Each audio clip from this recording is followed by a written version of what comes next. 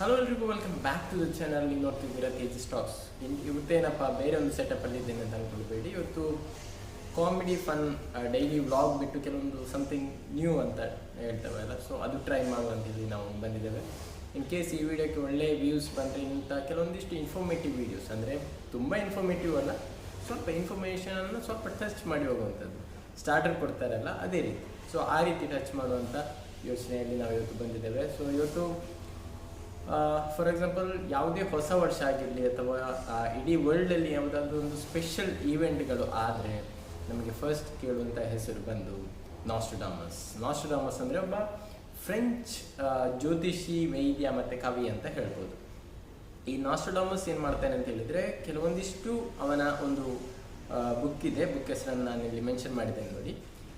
ಈ ಬುಕ್ನಲ್ಲಿ ಏನು ಮೆನ್ಷನ್ ಮಾಡಿದ್ದಾನೆ ಅಂತ ಹೇಳಿದರೆ, ಕೆಲವೊಂದಿಷ್ಟು ವಿಚಾರಗಳನ್ನು ಭವಿಷ್ಯವಾಣಿಯ ರೂಪದಲ್ಲಿ, ಅಂದರೆ ಕಾವ್ಯ ರೂಪದಲ್ಲಿ ಬರೆದಿದ್ದಾನೆ.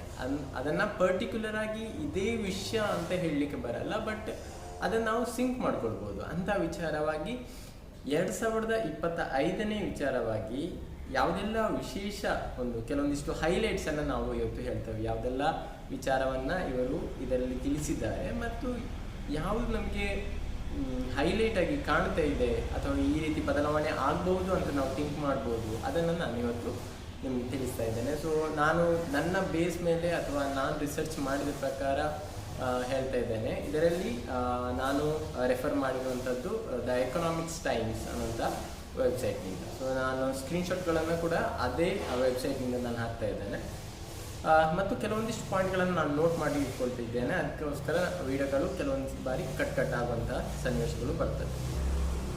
ಭೂಮಿ ನಡುಕ್ತದೆ, ನದಿಗಳು ಉಕ್ಕಿ ಹರಿತದೆ ಅನ್ನುವಂಥ ವಿಚಾರವಾಗಿ ನಾಸ್ಟ್ರಡಾಮಸ್ ಅವರು ತಮ್ಮ ಬುಕ್ನಲ್ಲಿ ಬರೆದಿದ್ದಾರೆ. ಇದರ ವಿಚಾರವಾಗಿ ನಾವು ನೋಡ್ತಾ ಹೋಗೋದಾದರೆ, ಭೂಮಿ ನಡುಕ್ತದೆ ಅಂತ ಹೇಳೋದಾದರೆ ಅರ್ಥಕ್ವೇಕ್ಗಳು, ಭೂಕಂಪನಗಳು ನಡೀತದೆ. 2025ರಲ್ಲಿ ಭೂಕಂಪನಗಳು ನಡೀತದೆ ಅನ್ನೋಂಥ ವಿಚಾರವನ್ನು ಮೆನ್ಷನ್ ಮಾಡಿದ್ದಾರೆ. ಜೊತೆಗೆ ನದಿಗಳು ಉಕ್ಕಿ ಹರಿತದೆ ಅಂತೇಳಿ ನಾವು ಇವಾಗ ಪ್ರಾಕೃತಿಕ ವಿಕೋಪಗಳನ್ನು ನೋಡ್ತಾ ಇರ್ಬೋದು. ಅಲ್ಲಿ ರೀಸೆಂಟಾಗಿ ಚೈನಾದಲ್ಲ ಆಯಿತು ಮತ್ತು ಇನ್ನಿತರ ವಿಶ್ವದ ಭಾಗಗಳಲ್ಲಿ ಆಯಿತು.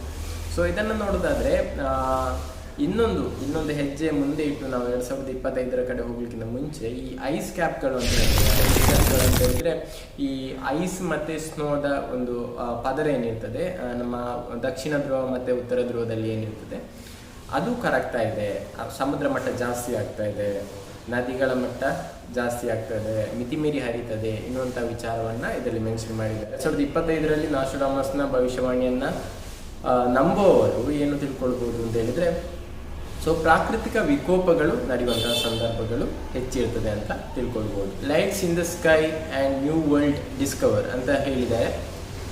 ಈ ವರ್ಡಲ್ಲಿ ಏನು ಅಡಗಿದೆ ಅಂತ ಹೇಳಿದರೆ, ನಮ್ಮ ವಿಜ್ಞಾನ ತಂತ್ರಜ್ಞಾನಗಳು ಜಾಸ್ತಿಯಾಗಿ ಡೆವಲಪ್ ಆಗ್ತಾ ಇದೆ. ನಾವು ಚಂದ್ರನಲ್ಲಿಗೆ ಹೋಗಿದ್ದೇವೆ, ಮಂಗಳದಲ್ಲಿಗೆ ನಮ್ಮ ಉಪಗ್ರಹಗಳು ಹೋಗ್ತಾ ಇದೆ. ವರ್ಲ್ಡಿನ ಟಾಪ್ ಮೋಸ್ಟ್ ಏನು ಈ ಅಂತರಿಕ್ಷದ ಕಂಪನಿಗಳೇನಿದೆ, ನಾಸಾ ಇರ್ಬೋದು ಮತ್ತು ಪ್ರೈವೇಟ್ ಕಂಪನಿಗಳಾದ ಸ್ಪೇಸ್ ಎಕ್ಸ್ ಇರ್ಬೋದು, ಜೊತೆಗೆ ನಮ್ಮ ಭಾರತದ ಇಸ್ರೋ ಇರ್ಬೋದು, ತಾಂತ್ರಿಕತೆಯಲ್ಲಿ ತುಂಬ ಮುಂದುವರಿತಿದ್ದಾರೆ. ಸೊ 2025ರಲ್ಲಿ ಇದಕ್ಕೆ ಒಂದು ಹೆಜ್ಜೆ ಮುಂದೆ ಹೋಗಿ ಈ ಲೈಟ್ ಸ್ಪೀಡ್ ಅಂತ ಹೇಳಿದ್ದಾರೆ ಮೆನ್ಷನ್ ಮಾಡಿದ್ದಾರಲ್ಲ. ಸೊ ನಾವು ಆ ಒಂದು ಸ್ಪೀಡ್ನಲ್ಲಿ ಬೇರೆ ಒಂದು ಜಗತ್ತನ್ನು ಅಥವಾ ಬೇರೆ ವರ್ಲ್ಡನ್ನು ನಾವು ಕ್ರಿಯೇಟ್ ಮಾಡ್ಬೋದು ಅಥವಾ ನಾವು ಅಲ್ಲಿಗೆ ತಲುಪ್ಬೋದು ಅನ್ನೋಂಥ ವಿಚಾರವಾಗಿ ಅವರು ಮೆನ್ಷನ್ ಮಾಡಿದ್ದಾರೆ ಅಂತ ಕಾಣುತ್ತೆ. ಸೊ ಆ ರೀತಿ ನಾವು ಅರ್ಥ ಮಾಡಿಕೊಳ್ಬೋದು. ಮತ್ತು ನಾನು ಓದಿದಂತಹ ರಿಪೋರ್ಟ್ಗಳಲ್ಲಿ ಕೂಡ ಇದನ್ನು ಮೆನ್ಷನ್ ಮಾಡಿದ್ದಾರೆ ಮತ್ತು ಕೆಲವೊಂದಿಷ್ಟು ಯೂಟ್ಯೂಬ್ ವಿಡಿಯೋಗಳಲ್ಲಿ ಕೂಡ ಇದನ್ನು ಮೆನ್ಷನ್ ಮಾಡಿದ್ದಾರೆ. ಏನಂತ ಹೇಳಿದರೆ, ಬೇರೆ ವರ್ಲ್ಡನ್ನು ಡಿಸ್ಕವರ್ ಮಾಡುವಂಥದ್ದು ಅಥವಾ ಗ್ಯಾಲಕ್ಸಿಗಳನ್ನು ಡಿಸ್ಕವರ್ ಮಾಡುವಂಥದ್ದು ಇಂಥ ಚಾನ್ಸಸ್ಗಳು ಇರ್ತದೆ ಅಂತ ನಾವು ನಂಬಿದ್ದೇವೆ. ಸೊ ಮೂರನೇ ಪಾಯಿಂಟ್ ಏನಂತ ಹೇಳಿದರೆ, ಗ್ಲೋಬಲ್ ಕಾನ್ಫ್ಲಿಕ್ಟ್. ಜಿಯೋ ಪೊಲಿಟಿಕಲ್ ವಿಚಾರವಾಗಿ ಬರೋದಿದ್ರೆ ಗ್ಲೋಬಲ್ ಕಾನ್ಫ್ಲಿಕ್ಟ್ಗಳು ನಡೀತಾ ಇದೆ. ಫಾರ್ ಎಕ್ಸಾಂಪಲ್ ಇವಾಗ ನಮ್ಮ ವೆಸ್ಟರ್ನ್ ಕಂಟ್ರೀಸ್, USA ಇರ್ಬೋದು ಅಥವಾ ಆ ಒಂದು ಪ್ರಾಬಲ್ಯ ಸಾಧಿಸುವಂಥ ಕಂಟ್ರಿಗಳು ಇಡೀ ವರ್ಲ್ಡನ್ನು ಆಟ ಆಡಿಸ್ತಾ ಇದೆ. ಬಟ್ ಇದೇನಾಗಿದೆ ಅಂತ ಹೇಳಿದರೆ, ಈ ಒಂದು ವಿಚಾರದಲ್ಲಿ ಜಿಯೋ ಪೊಲಿಟಿಕಲ್ ವಿಚಾರದಲ್ಲಿ ನಾಸ್ಟ್ರಡಾಮಸ್ ಹೇಳಿರುವಂಥದ್ದು ಚೇಂಜಸ್ಗಳಾಗ್ತದೆ, ಮೇಜರ್ ಚೇಂಜಸ್ಗಳಾಗ್ತದೆ ಅನ್ನುವಂಥ ವಿಚಾರವನ್ನು ಇದರಲ್ಲಿ ತಿಳಿಸಿದ್ದಾರೆ. ಇದನ್ನು ನೋಡೋದಾದರೆ ನಮ್ಮ ಅಮೇರಿಕಾವನ್ನು ಬಿಟ್ಟರೆ ನಮ್ಮಲ್ಲಿ ರಷ್ಯಾ ಇರ್ಬೋದು, ಚೈನಾ ಇರ್ಬೋದು, ಇಂಡಿಯಾ ಇರ್ಬೋದು, ಇದೆಲ್ಲ ರೈಸಿಂಗ್ ಕಂಟ್ರೀಸ್, ಅಂದರೆ ಚೈನಾ ಆಲ್ರೆಡಿ ಮುಂದೆ ಇದೆ, ಬಟ್ ಏಷ್ಯಾದಲ್ಲಿ ಪ್ರಾಬಲ್ಯ ಸಾಧಿಸಲಿಕ್ಕೆ ಅಥವಾ ಇಡೀ ವರ್ಲ್ಡ್ಗೆ ಕೊಡುಗೆ ನೀಡುವುದರಲ್ಲಿ ಏಷ್ಯಾ ಇವಾಗ ಮುಂದೆ ಸಾಗ್ತಾ ಇದೆ.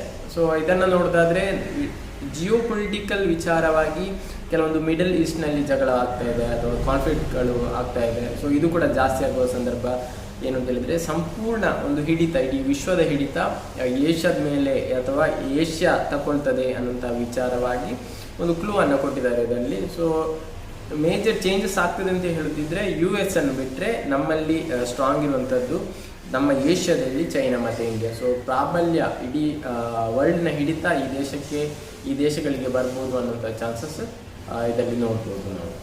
ಇನ್ನು ಎಕನಾಮಿಕ್ ವಿಚಾರಗಳಿಗೆ ಬಂದರೆ ಏನು ಹೇಳ್ತೇವೆ, ಡಿಜಿಟಲ್ ಕರೆನ್ಸಿಗೆ ಜಾಸ್ತಿ ಒತ್ತು ನೀಡುವಂಥ ಚಾನ್ಸಸ್ ಇದೆ.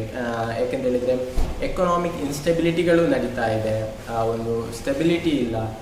ಇದನ್ನೆಲ್ಲ ಕಳ್ಕೊಂಡಿರುವ ಸಂದರ್ಭದಲ್ಲಿ ಸೊ ಬಿಟ್ಕಾಯಿನ್ಗಳು ಅಥವಾ ಕ್ರಿಪ್ಟೋ ಕರೆನ್ಸಿ ಇದೆಲ್ಲ ಮುನ್ನೆಲೆಗೆ ಬರುವಂಥ ಚಾನ್ಸಸ್ ಇರ್ತದೆ. ಇವಾಗ ಅದು ಮುನ್ನೆಲೆಯಲ್ಲಿ ಇಲ್ಲ, ದೇಶಗಳು ಕೊಡುವಂತಹ ಕರೆನ್ಸಿಗಳೇ ಮುನ್ನೆಲೆಯಲ್ಲಿದೆ. ಆದರೆ 2025ರಲ್ಲಿ ಫಿನಾನ್ಷಿಯಲ್ ಬಿಕ್ಕಟ್ಟುಗಳೇನು ಬರ್ತಾ ಇದೆ. ಸೊ ಇದರ ಕಾರಣದಿಂದಾಗಿ ಬಿಟ್ಕಾಯಿನ್ಗಳು ಅಥವಾ ಕ್ರಿಪ್ಟೋ ಕರೆನ್ಸಿ ಇದರ ವ್ಯಾಲ್ಯೂಗಳು ಜಾಸ್ತಿಗೆ ಅಥವಾ ಮುನ್ನೆಲೆಗೆ ಜಾಸ್ತಿ ಬರುವಂತಹ ಚಾನ್ಸಸ್ಗಳು ಇವೆ ಅಂತ ಇದರಲ್ಲಿ ಹೇಳಿದ್ದಾರೆ. ಸೊ ಇದನ್ನು ಡೈರೆಕ್ಟಾಗಿ ಹೇಳಿಲ್ಲ, ಇಂಡೈರೆಕ್ಟಾಗಿ ಹೇಳಿದ್ದಾರೆ. ಬಟ್ ನಾವು ಇದನ್ನು ಡಿಕೋಡ್ ಮಾಡುವಾಗ ಕ್ರಿಪ್ಟೋ ಕರೆನ್ಸಿ, ಬಿಟ್ಕಾಯಿನ್ ಇರ್ಬೋದು, ಇಂತಹ ಡಿಜಿಟಲ್ ಕರೆನ್ಸಿಗಳಿಗೆ ನಾವು ಜಾಸ್ತಿ ಮಹತ್ವ ಕೊಡುವಂತಹ ಚಾನ್ಸಸ್ ಬರ್ತದೆ ಅಂತ ನಾವು ಅಂದ್ಕೊಳ್ಬೋದು.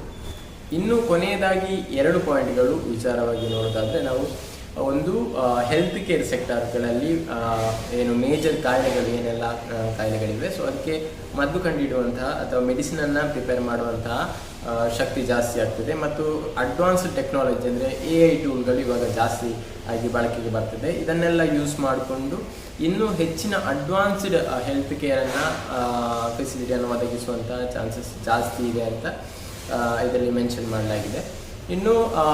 ಇನ್ನೊಂದು ಮೇಜರ್ ಆಗಿರುವಂಥ ವಿಚಾರ ಏನು ಅಂತ ಹೇಳಿದರೆ, ಈ ಟೆಕ್ನಾಲಜಿ ಏನಿದೆ ಇದರಿಂದ ಇದು ಯಾವಾಗ ಇಂಪ್ರೂವ್ಮೆಂಟ್ ಆಗ್ತದೋ ಅಥವಾ ಅಡ್ವಾನ್ಸ್ಡ್ ಆಗ್ತದೋ ಥ್ರೆಟ್ ಕೂಡ ಜಾಸ್ತಿ ಇರ್ತದೆ. ಸೊ ಇದರಿಂದಾಗಿ ಏನಂತ ಹೇಳಿದರೆ ಸೈಬರ್ ಥ್ರೆಟ್ಗಳು ಅಥವಾ ಸೈಬರ್ ಅಟ್ಯಾಕ್ಗಳು ನೀವು ನೋಡ್ತಿರ್ಬೋದು. ಕೆಲವೊಂದಿಷ್ಟು ವಿಚಾರಗಳಿಗೆ ನೋಡ್ತಿದ್ರೆ ಈ ಬೇರೆ ಬೇರೆ ದೇಶದ ಒಂದು ಸರ್ಕಾರಿ ವೆಬ್ಸೈಟ್ಗಳಿಗೆ ಅಥವಾ ಕೆಲವೊಂದಿಷ್ಟು ವೆಬ್ಸೈಟ್ಗಳಿಗೆ ಸೈಬರ್ ಕಳ್ಳರೇನು ಅಟ್ಯಾಕ್ ಮಾಡ್ತಾರೆ. ಸೊ ಆ ವಿಚಾರವಾಗಿ ನೋಡೋದಿದ್ರೆ ನಾನು ಅಸ್ಯೂಮ್ ಮಾಡಿಕೊಂಡು ಅಥವಾ ಕಲ್ಪನೆ ಮಾಡ್ಕೊಂಡು ಹೇಳೋದಿದ್ರೆ ಈ ಸೈಬರ್ ಅಟ್ಯಾಕ್ಗಳು ಜಾಸ್ತಿ ಆಗ್ತದೆ ಮತ್ತು ಟೆಕ್ನಾಲಜಿಯನ್ನು ಜಾಸ್ತಿ ಯೂಸ್ ಮಾಡಿದಾಗ ಥ್ರೆಟ್ ಕೂಡ ಜಾಸ್ತಿ ಆಗ್ತದೆ. ಇದು ಜಾಸ್ತಿಯಾಗಿ ಕೆಲವೊಂದಿಷ್ಟು ಅಡೆತಡೆಗಳು ಬರ್ತದೆ ಅಂತ ನಾವು ಇಲ್ಲಿ ಪರಿಗಣಿಸ್ಬೋದು. ಓಕೆ, ಇವಿಷ್ಟು ಮೇಜರ್ ಪಾಯಿಂಟ್ಗಳು ನಾವು ನೋಡಿರುವಂಥದ್ದು ಎಕನಾಮಿಕ್ಸ್ ಟೈಮ್ಸ್ನ ಒಂದು ರಿಪೋರ್ಟ್ನಲ್ಲಿ. ಇನ್ನು ಇಂತಹ ಬೇರೆ ಬೇರೆ ವಿಚಾರಗಳು ನಿಮಗೆ ತಿಳಿಸಬೇಕು ಅಥವಾ ನಾನು ಈ ಚಾನಲ್ನಲ್ಲಿ ಹಾಕಬೇಕು ಹೇಳಿದರೆ ಒಂದು ಲೈಕ್ ಮಾಡಿ ಮತ್ತು ಸಬ್ಸ್ಕ್ರೈಬ್ ಮಾಡೋದನ್ನು ಮರಿಬೇಡಿ. ನಾನಿವತ್ತು ಈ ವಿಡಿಯೋದಲ್ಲಿ ಕೆಲವೊಂದಿಷ್ಟು ವಿಚಾರಗಳು ಅನ್ನೋಂತಹ ಒಂದು ವರ್ಡನ್ನು ಜಾಸ್ತಿ ಬಳಸಿದ್ದೇನೆ ಅಂತ ಅಂದ್ಕೊಳ್ತೀನಿ. ಸೊ ಮುಂದಿನ ವಿಡಿಯೋದಲ್ಲಿ ನಾವು ಇದನ್ನು ಇಂಪ್ರೂವ್ಮೆಂಟ್ ಮಾಡ್ಕೊಂಡು ಹೋಗುವ ಮತ್ತು ನಮ್ಮ ಕಮ್ಯುನಿಕೇಷನ್ ಸ್ಕಿಲ್ಲನ್ನು ಇಂಪ್ರೂವ್ಮೆಂಟ್ ಮಾಡ್ಕೊಂಡು ಹೋಗುವ ಅಂತ ಹೇಳ್ಕೊಂಡು ಈ ವಿಡಿಯೋನ ಎಂಡ್ ಮಾಡ್ತಾ ಇದ್ದೀನಿ. Thank you, bye.